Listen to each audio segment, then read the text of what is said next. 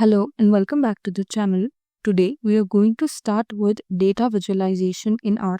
So data visualization is one of the most important skills in data analytics because it helps in understanding patterns, relationships and insights for raw data. In R, the ggplot2 package is one of the most powerful and flexible libraries for creating high quality visualizations. So the first thing is why data visualization is important. So before we jump into the code, let's understand why visualization is crucial for every data analyst. So firstly, it helps in understanding the trends and patterns. Next, it makes complex datasets easier to interpret and very useful in EDA, that is exploratory data analysis, and aids in storytelling with data for reports and presentations. For example, if you have sales data for multiple regions, a simple bar chart can instantly show which region performs the best. Now, a quick introduction to ggplot2 package. So, it is a part of the tidyverse package and is based on the grammar of graphics. Instead of using separate functions for each chart, ggplot2 follows a layered approach, making it highly flexible and powerful. So the first statement here shows how you can install it, and the second statement shows how you can load it. Moving on to the basic syntax, the structure of the ggplot2 chart follows this pattern, where ggplot data AES x and y, that has the value of variable 1 and 2, initializes the plot with data and mappings, whereas geom type defines the type of plot, like we have scatter plot, bar chart or line chart. Now we will move on to the Google Colab notebook to actually see how these code work and how data visualization using the ggplot2 library is performed in R.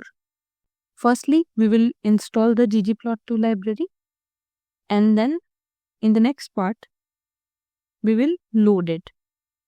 Here, we will be making a scatter plot, and this statement initializes ggplot with the empty cars dataset and maps HP to x-axis and MPG to y-axis.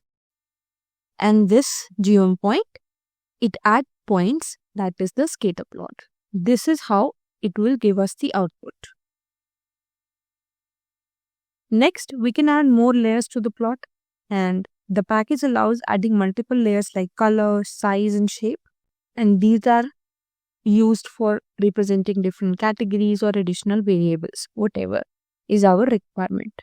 So what this statement does, color equals to factor CYL. It colors the points based on the number of cylinders.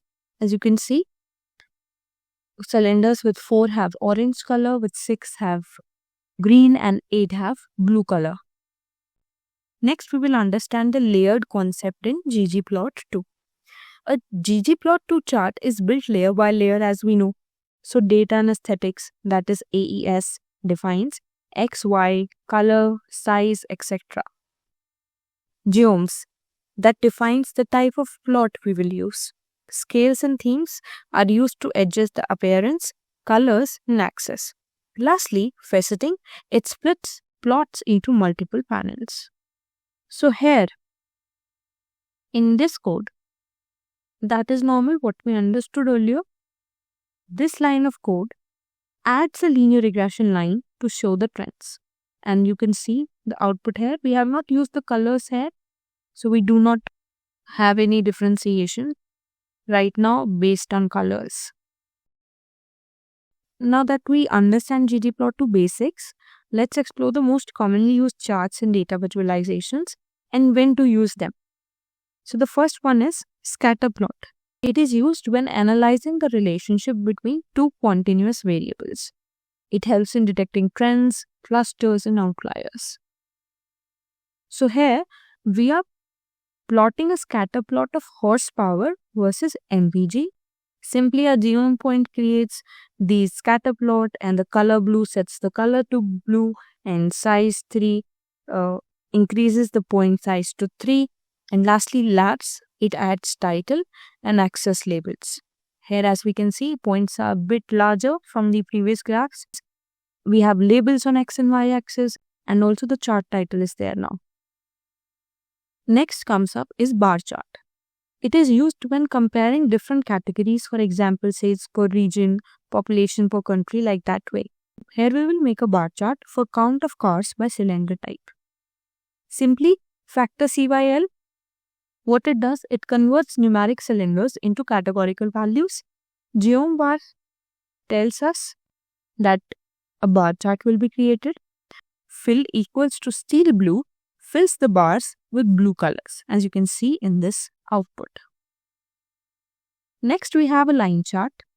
So it is used when analyzing trends over time. For example, stock prices, temperature changes, that sort of stuff is analyzed using the line chart.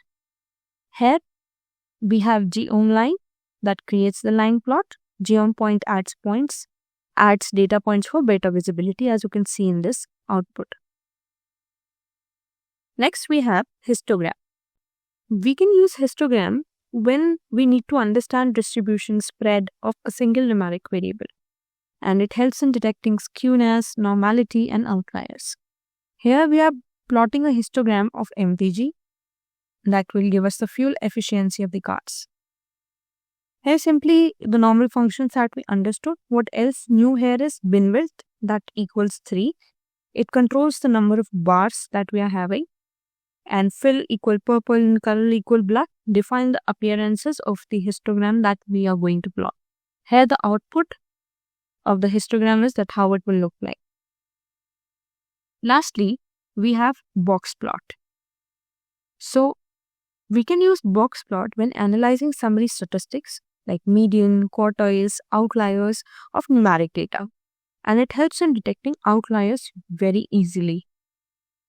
So here we are box plotting of MPG by cylinder type, and fill equals factor CYL. It colors each cylinder group differently, and box edges shows quartiles and points represent the outliers. Now this will be the output of the box plot. Here we are having 2 points that are clearly seen. So these are the outliers of our data set. So now we have done with the basics and common charts for data visualization in R. In the next upcoming videos, we will look at how we can customize and enhance the visuals. And if you like the video, please give it a like, share, and subscribe to the channel.